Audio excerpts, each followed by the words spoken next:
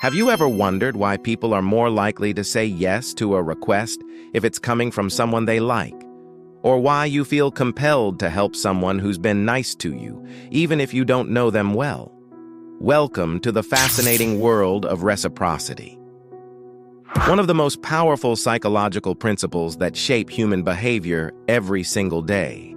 We're all social creatures who crave connection and belonging, and as such, we're hardwired to respond to the actions of others. In other words, we tend to reciprocate or simply return the favor when someone does something for us. But reciprocity isn't just about simple tit for tat. It's a complex web of psychological phenomena that influence how we interact with others, from the most mundane to the most important decisions we make in life. So let's take a deeper dive into this fascinating topic and explore the many ways reciprocity affects us every day. We'll also be taking a look at some real-world examples so you can see just how powerful this principle can be. You might be surprised at just how many situations reciprocity plays a role in. But first, if you're new here and you like what you see, don't forget to hit that subscribe button. We've got a ton of videos on psychology and mental health that you'll find super interesting.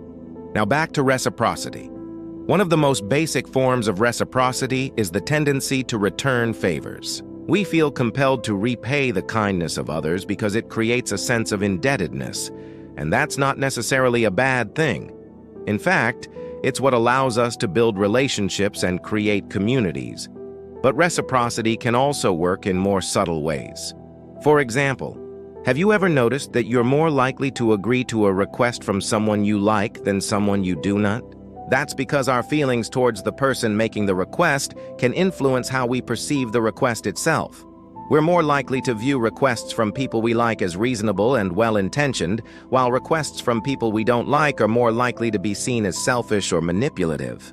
So whether it's agreeing to a friend's request to hang out or making a donation to a charity, our feelings towards the requester can have a major impact on how we respond.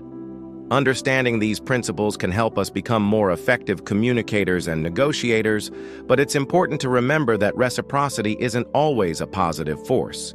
In some cases, it can lead to negative outcomes.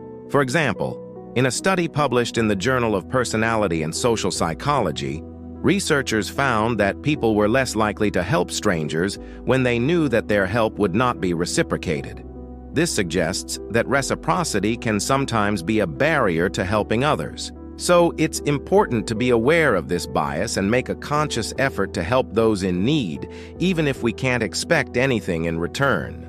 By understanding the psychology behind reciprocity, we can become more aware of the forces that shape our behavior and decision-making.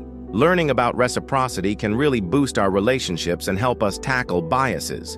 Have you felt its impact in your life? Share your thoughts in the comments.